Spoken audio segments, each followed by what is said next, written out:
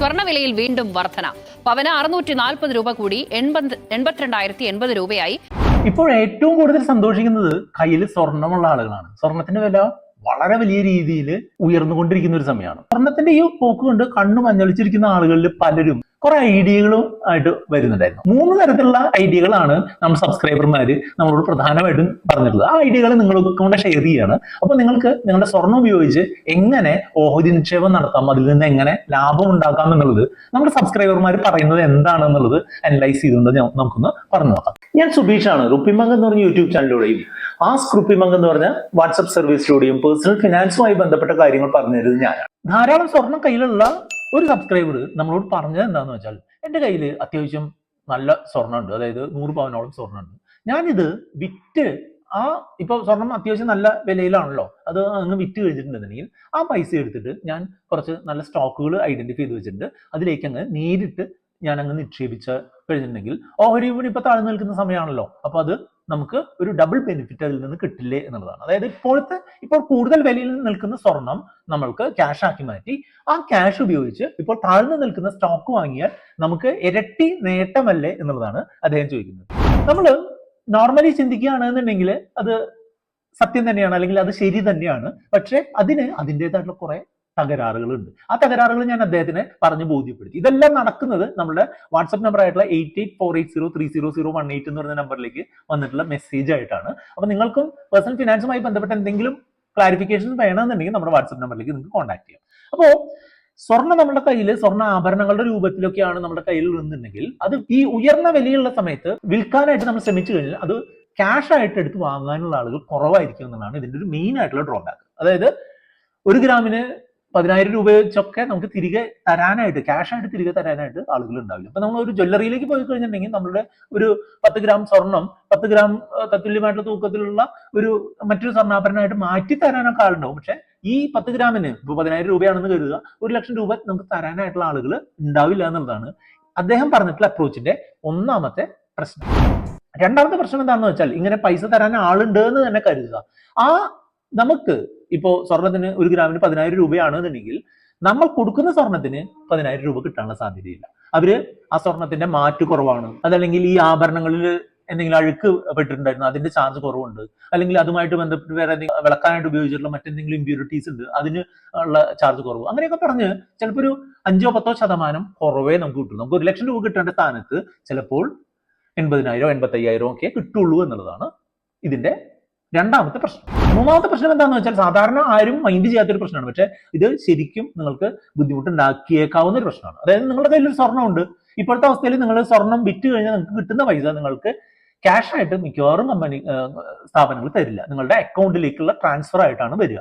അപ്പൊ ഈ അക്കൗണ്ടിലേക്കുള്ള ട്രാൻസ്ഫർ ആയിട്ട് വരുമ്പോൾ അത് എങ്ങനെ വന്നു, എന്തിനു വന്നു എന്നുള്ളത് ഇൻകം ടാക്സുമായിട്ട് ബന്ധപ്പെട്ടുള്ള ചോദ്യങ്ങൾക്ക് നിങ്ങൾ ഉത്തരം പറയാനായിട്ട് ബാധ്യസ്ഥരാകും. അതൊരു പ്രശ്നം. ഈ ഇൻകം ടാക്സുമായിട്ട് ബന്ധപ്പെട്ട് നിങ്ങൾ ഒരു ചോദ്യം ഇതുപോലെ വന്നു കഴിഞ്ഞിട്ടുണ്ടെങ്കിൽ, നിങ്ങൾക്ക് ഒരു 10 ലക്ഷം രൂപ XYZ ജ്വല്ലറി നിങ്ങൾ സ്വർണ്ണം വിറ്റ വകയിൽ തന്നിട്ടുണ്ടെന്നുണ്ടെങ്കിൽ ആ 10 ലക്ഷം രൂപക്ക് അതിന് എന്തുമാത്രം ലാഭം നിങ്ങൾക്കുണ്ടായോ അതിന്റെ 20% ലാഭം നിങ്ങൾ ടാക്സിന് ആയിട്ട് നിങ്ങൾ കൊടുക്കേണ്ടതായിട്ടുണ്ട് എന്നതാണ്. ഉദാഹരണമായിട്ട് പറയുകയാണെന്നുണ്ടെങ്കിൽ, നിങ്ങൾ 5,000 രൂപ 1 ഗ്രാമിന് നിങ്ങൾ സ്വർണം വാങ്ങി, 100 ഗ്രാം സ്വർണം വാങ്ങി.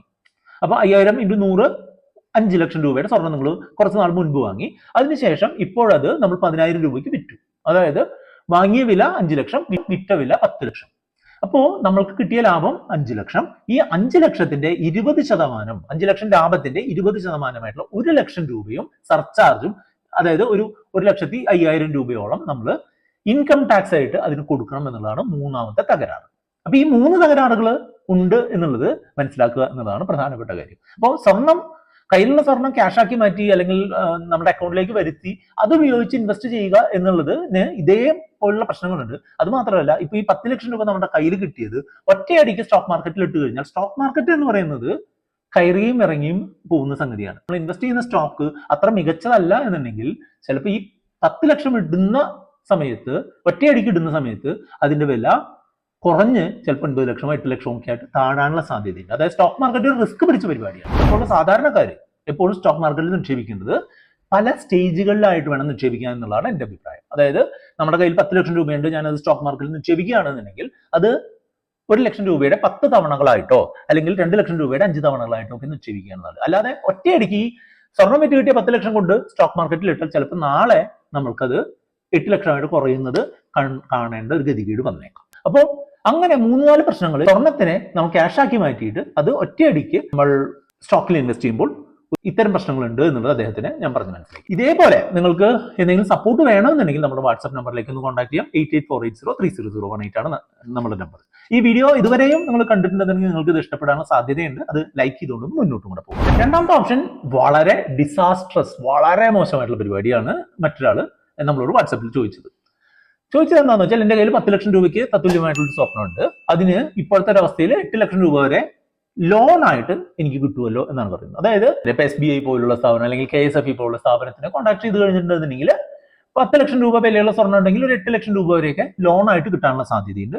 ആ ലോൺ എടുത്ത് ഞാൻ സ്റ്റോക്ക് വാങ്ങിയാൽ നല്ലതല്ലേ എന്നുള്ളതാണ് രണ്ടാമത്തെ ആളുടെ ചോദ്യം. സ്വർണം പണയം വെച്ചിട്ട് കിട്ടുന്ന പണം സ്റ്റോക്ക് മാർക്കറ്റിൽ നിക്ഷേപിച്ചിട്ട് വലിയ ലാഭം ഉണ്ടാക്കാം എന്ന് കരുതി പോകുന്നവര് മിക്കവാറും എല്ലാവരും തോറ്റുപോയിട്ടേ ഉള്ളൂ എന്നുള്ളതാണ് ട്രാക്ക് റെക്കോർഡുകൾ സൂചിപ്പിക്കുന്നത്. അതിനുള്ള കാരണം എന്താണെന്ന് വെച്ചാൽ, ഇപ്പോഴത്തെ റേറ്റ് അനുസരിച്ച് ഒരു 7-8% ഒക്കെ നമ്മൾ എന്തായാലും ഇൻട്രസ്റ്റ് കൊടുക്കണം. അതുമായിട്ട് ബന്ധപ്പെട്ട പ്രോസസിങ് ചാർജുകൾ അങ്ങനെയൊക്കെ ഉണ്ടാവും. അതായത് 1 ലക്ഷം രൂപയ്ക്ക് 8,000 രൂപ നമ്മൾ ഒരു വർഷത്തിൽ നമുക്ക് ചെലവുണ്ട്.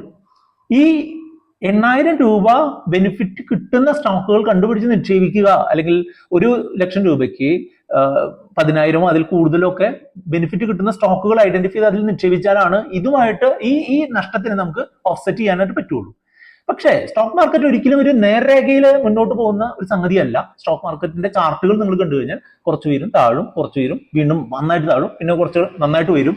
അങ്ങനെയൊക്കെ പോകുന്ന ഒരു പ്രാക്ടിക് ആയിട്ടുള്ള മൂവ്മെന്റ് ഉള്ള ഒരു സംഗതിയാണ് ഈ സ്റ്റോക്കുകൾ. അതുകൊണ്ട് തന്നെ എല്ലാ വർഷവും നിങ്ങൾക്ക് 8%, 10% നേട്ടം തരണം എന്ന് പറയുന്ന ഒരു സിറ്റുവേഷൻ സ്റ്റോക്ക് മാർക്കറ്റിൽ നിന്ന് കിട്ടാനുള്ള സാധ്യത വളരെ കുറവാണ്. പ്രത്യേകിച്ചും നമ്മളെപ്പോലുള്ള സാധാരണക്കാർക്ക് അത്തരം ഓപ്പർച്യൂണിറ്റികൾ ഐഡന്റിഫൈ ചെയ്യാനുള്ള സാധ്യതകളും കുറവാണ്. അതുകൊണ്ട് തന്നെ നമ്മൾ പണയം വെച്ചിട്ട് അതിൽ നിന്ന് കിട്ടുന്ന പണം ഉപയോഗിച്ച് ഇൻവെസ്റ്റ് ചെയ്യുക എന്നുള്ളത് ഒട്ടും നല്ല ഒരു മെത്തേഡല്ല. അപ്പോൾ പണയം വെക്കുമ്പോൾ ഉള്ള കാര്യം എന്താ വെച്ചാൽ, നമ്മൾ എന്ത് വന്നാലും അതിനുള്ള പണയത്തിനുള്ള പലിശ നമ്മൾ കൊടുക്കണം. പക്ഷെ നമുക്ക് കിട്ടുന്ന തുക ഉറപ്പില്ലാത്തതായതുകൊണ്ട് തന്നെ അത് 2 തരത്തിലും നമ്മളെ നഷ്ടത്തിൽ വരുത്താനുള്ള സാധ്യതയുണ്ട്. ഇതിന് ഒരു ഓൾട്ടർനേറ്റീവ് ഓപ്ഷൻ ഉണ്ട് കേട്ടോ. ഇപ്പോൾ പൊതുമേഖലാ ബാങ്കുകളൊക്കെ കിസാൻ ക്രെഡിറ്റ് കാർഡ് അല്ലെങ്കിൽ കിസാൻ ഗോൾഡ് ലോൺ എന്നൊക്കെ പറഞ്ഞ് 4% ഇൻട്രസ്റ്റ് റേറ്റിനൊക്കെ ഗോൾഡ് ലോൺ തരുന്ന സ്ഥാപനങ്ങളുണ്ട്. അത് ലിമിറ്റഡ് ആയിട്ടുള്ള ഒരു അളവിൽ മാത്രമേ തരുള്ളൂ. നമുക്ക് കൃഷിക്ക് ആവശ്യമുള്ള ലോൺ എന്നുള്ള രീതിയിലാണ് അതുള്ളത്. അങ്ങനെ അതിന് 4%ഒക്കെയാണ് പലിശ എന്നുണ്ടെങ്കിലും അത്തരം ലോണുകളൊക്കെ കിട്ടുന്ന ഓപ്ഷൻ ആണെന്നുണ്ടെങ്കിൽ ചിലപ്പോൾ നിങ്ങളുടെ ഈ സിറ്റുവേഷൻ വിജയിക്കാനുള്ള സാധ്യതയുണ്ട്. പക്ഷെ അല്ലാതെ സാധാരണ ഒരു ഗോൾഡ് ലോൺ എടുത്ത് ആ പണം ഉപയോഗിച്ച് നിങ്ങൾ ഇൻവെസ്റ്റ് ചെയ്യാന്ന് പറഞ്ഞിട്ടുണ്ടെങ്കിൽ അതൊരു മണ്ടത്തരമാണ് എന്നേ ഞാൻ പറയുള്ളൂ. അപ്പൊ നിങ്ങൾ ചോദിക്കും, ഇതിലും ബെറ്റർ ആയിട്ടുള്ള എന്തെങ്കിലും ഓപ്ഷൻ ഉണ്ടോ എന്ന് ചോദിച്ചു കഴിഞ്ഞാൽ അതാണ് മൂന്നാമത്തെ ഓപ്ഷൻ ആയിട്ട് പറയുന്നത്. കുറേ നാളായിട്ട് നമ്മുടെ ചാനൽ ഫോളോ ചെയ്യുന്ന ഒരു സബ്സ്ക്രൈബറാണ്. അദ്ദേഹം പരീക്ഷിച്ച് വിജയിച്ചിട്ടുള്ള ഒരു സംഗതിയാണ് ഈ മൂന്നാമത്തെ ഓപ്ഷൻ. മൂന്നാമത്തെ ഓപ്ഷൻ അദ്ദേഹം പറയുന്നത് എന്താണെന്ന് വെച്ചാൽ, KSFEയിലെ സബ്സ്റ്റിറ്റ്യൂഷൻ ചിട്ടികൾ, പ്രീ ഓൺഡ് ചിട്ടി എന്നൊക്കെ പറയും. അതായത് ഓൾറെഡി KSFE ഒരു ചിട്ടി തുടങ്ങുന്ന സമയത്ത് ജോയിൻ ചെയ്തിട്ടുള്ള ഒരാൾ ഇടയ്ക്ക് വെച്ച് പോകുന്ന ചിട്ടികൾ നമ്മൾക്ക് വാങ്ങി അത് തൊട്ടടുത്ത മാസം വിളിച്ചെടുത്ത് ഈ ഗോൾഡ് അതിന്മേൽ പ്ലെഡ്ജ് ചെയ്ത് കിട്ടുന്ന പണം ഉപയോഗിച്ച് നമുക്ക് സ്റ്റോക്കിലോ മ്യൂച്വൽ ഫണ്ടിലോ ഒക്കെ നിക്ഷേപിച്ചുകൂടെ എന്നാണ് ചോദിക്കുന്നത്. ഒരു ഉദാഹരണമായിട്ട് പറയുകയാണെന്നുണ്ടെങ്കിൽ, ഒരു 10,000 രൂപ ഇൻറ്റു 100 മാസം, അതായത് 10 ലക്ഷത്തിന്റെ ഒരു ചിട്ടി ഒരു KSFE ബ്രാഞ്ചിൽ തുടങ്ങിയിട്ടുണ്ട് എന്ന് കരുതുക. അത് 30 മാസം മുൻപ് തുടങ്ങിയിട്ടുള്ള ചിട്ടിയാണ്. ഇനി 70 മാസം ബാക്കിയുണ്ട്. അപ്പൊ ഈ 30 മാസം മുൻപ് തുടങ്ങിയിട്ടുള്ള ചിട്ടിയാണെന്നുണ്ടെങ്കിൽ ഈ 30ാമത്തെ മാസം നമുക്ക് ജോയിൻ ചെയ്യണമെന്നുണ്ടെങ്കിൽ ഒരു 2.25 ലക്ഷം രൂപയൊക്കെ അടച്ചു കഴിഞ്ഞിട്ടുണ്ട് എന്നുണ്ടെങ്കിൽ നമുക്ക് ആ ചിട്ടിയിൽ ജോയിൻ ചെയ്യാം. ശരിക്കും അടക്കേണ്ടി വരുന്നത് 30 × 10,000, അതായത് 3 ലക്ഷമാണ്. ഈ ലാസ്റ്റ് ഒരു 30 മാസം കിട്ടിയിട്ടുള്ള വിളിക്കിഴിവ് നമുക്ക് കിട്ടാൻ അർഹതയുള്ളത് കൊണ്ട് ആരെങ്കിലും നിർത്തിപ്പോയിട്ടുള്ള ചിട്ടികൾ ഉണ്ട് എന്നുണ്ടെങ്കിൽ നമ്മൾ 30ാം മാസത്തിൽ ജോയിൻ ചെയ്യുമ്പോൾ ഒരു 2.25 ലക്ഷം രൂപയ്ക്കൊക്കെ അദ്ദേഹത്തിന് ചേരാൻ പറ്റി എന്നുള്ളതാണ് അദ്ദേഹത്തിന്റെ ഒരു എക്സ്പീരിയൻസ് ആണ് ഞാൻ ഇവിടെ പറയുന്നത്. തൊട്ടടുത്ത മാസം ഇത് ഒരു 8 ലക്ഷത്തിന് അടുത്തുള്ള ഒരു തുകയ്ക്ക് അദ്ദേഹം വിളിച്ചെടുത്തു. ആ പൈസ കയ്യിലുള്ള ഗോൾഡ് വെച്ചിട്ട്, ഗോൾഡ് വിൽക്കാനോ പണയം വെക്കാനോ ഉദ്ദേശിച്ചിരിക്കുന്ന ആ ഗോൾഡ് വെച്ചിട്ട് ആ 8 ലക്ഷം രൂപ അങ്ങ് തിരിച്ചെടുത്തു. തുടർന്ന് ഓരോ മാസവും ഈ ചിട്ടിക്കുള്ള പണം അടച്ചുകൊണ്ടിരിക്കണമെന്നേ ഉള്ളൂ. ആ തുക സ്റ്റേജ് ബൈ സ്റ്റേജ് ആയിട്ട് അദ്ദേഹം സ്റ്റോക്കിൽ നിക്ഷേപിക്കുകയും ചെയ്തു എന്നുള്ളതാണ്. അപ്പോൾ അങ്ങനെ അദ്ദേഹത്തിന് നല്ലൊരു ഓപ്പർച്യൂണിറ്റി കിട്ടിയപ്പോൾ അദ്ദേഹത്തിന് ആ 8 ലക്ഷം രൂപയെ 10 ലക്ഷത്തിലധികം രൂപയാക്കി വർദ്ധിപ്പിക്കാൻ സാധിച്ചു എന്നുള്ളതാണ് പറയുന്നത്. അതായത് ഇങ്ങനെ ഈ 10 ലക്ഷം രൂപയുടെ ചിട്ടിയിൽ മിക്കവാറും ഒരു 9 ലക്ഷം രൂപയൊക്കെയാണ് തിരിച്ചടവ് ഈ 100 മാസം കൊണ്ട് വരാറുള്ളൂ. അത് സ്റ്റോക്കിൽ നിന്നും കിട്ടുന്ന പീരിയോഡിക്കായിട്ട് കിട്ടുന്ന ലാഭം ഉപയോഗിച്ച് ആ ചിട്ടി അടഞ്ഞു പോവുകയും അതോടൊപ്പം തന്നെ ഒരു കാര്യമില്ലാതെ കയ്യിലിരിക്കുന്ന സ്വർണം ഉപയോഗിച്ച് നമുക്ക് ആ 8 ലക്ഷം രൂപ മുൻകൂറായിട്ട് 70 മാസത്തേക്ക് നമുക്ക് ആവശ്യത്തിനായിട്ട് എടുക്കാനും സാധിക്കും എന്നുള്ളതാണ് ഈ സബ്സ്റ്റിറ്റ്യൂഷൻ ചിട്ടിയുടെ അല്ലെങ്കിൽ ചിട്ടികളുടെ ഒരു പ്രത്യേകത. KCB ചിട്ടികൾക്കുള്ള ഒരു ദോഷമായിട്ട് പറയുന്നത് എന്താണെന്ന് വെച്ചാൽ നമ്മൾക്ക് KSFIയിൽ നിന്ന് 1 രൂപ കിട്ടണമെന്നുണ്ടെങ്കിൽ നമ്മളൊരു 1.5 രൂപ അല്ലെങ്കിൽ 2 രൂപ വിലയിൽ ഒരു സാധനം നമ്മൾ അവിടെ ജാമ്യമായിട്ട് കൊടുത്താലേ കിട്ടുള്ളൂ എന്നുള്ളൊരു ദോഷം മാത്രമേ ഉള്ളൂ. ബാക്കിയെല്ലാം വളരെ സ്ട്രേറ്റ് ഫോർവേഡ് ആയിട്ട് വളരെ ലീഗലായിട്ട് നമുക്ക് ഇത്തരം കാര്യങ്ങളുമായിട്ട് മുന്നോട്ട് പോകാനായിട്ട് സാധിക്കുമെന്നതാണ്. ഇത്തരം രീതികൾ എല്ലാവർക്കും എല്ലായ്പ്പോഴും വർക്കൗട്ട് ആവണമെന്നില്ല. അപ്പോൾ നിങ്ങൾക്ക് യോജിക്കുന്ന ഒരു ഫിനാൻഷ്യൽ കാര്യങ്ങൾ എന്തൊക്കെ നിങ്ങൾ ചെയ്യണം, എങ്ങനെ നിങ്ങളുടെ കാര്യങ്ങൾ ചെയ്യണം എന്നുള്ളതിനെ പറ്റിയുള്ള ഒരു ഡയറക്ഷൻ വേണമെന്നുണ്ടെങ്കിൽ നമ്മുടെ വാട്സ്ആപ്പ് നമ്പർ ആയിട്ടുള്ള 8848030018 നിങ്ങൾക്ക് കോൺടാക്ട് ചെയ്യാം.